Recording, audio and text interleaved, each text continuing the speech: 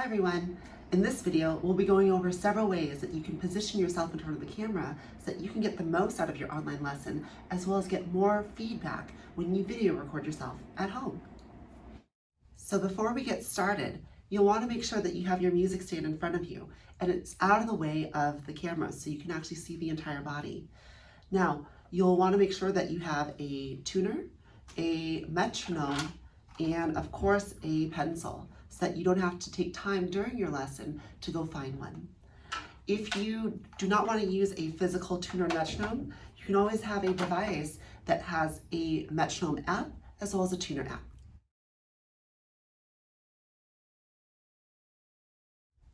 For violinists and violists, you want to position yourself so that the top of your head matches the top of the screen and your waist matches the bottom of the screen.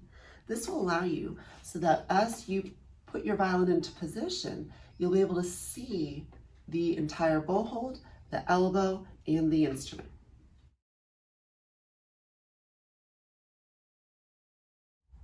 For cellists, you'll want to make sure that you're seated far enough away from the camera so that the top of your head matches the top of your screen and you can see just below the knee on the bottom of the screen.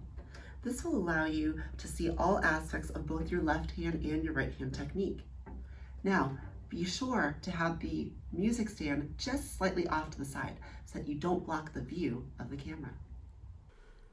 You'll want to imagine yourself standing in the middle of a clock that's on the floor. The 12 o'clock position will face directly towards the camera, while the 3 o'clock position will be to your right, and the 9 o'clock position will be to your left. For violin and viola, our home position is 9 o'clock.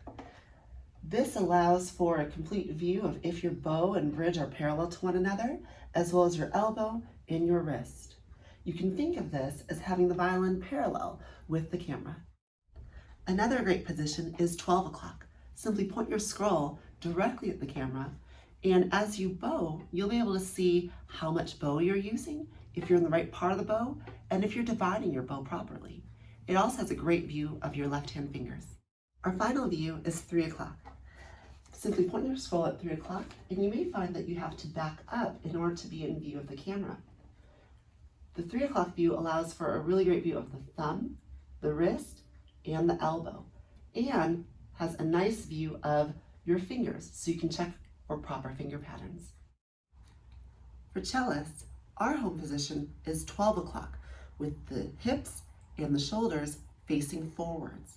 This allows for a general view of your right hand and your left hand technique. Another great view is actually 10 o'clock. So you'll have to switch your chair and face it towards that 10 o'clock position, but this will allow you a really great view of the left hand fingers as well as the position of the thumb. Our final position for cello is the 2 o'clock position. Adjust your chair so that your shoulders and hips can face that 2 o'clock position. And this is a really great view of anything to do with shifting, checking if your wrist is straight, and assessing anything to do with your vibrato. We hope that these tips will help make your online lesson experience and video recordings more enjoyable and more effective.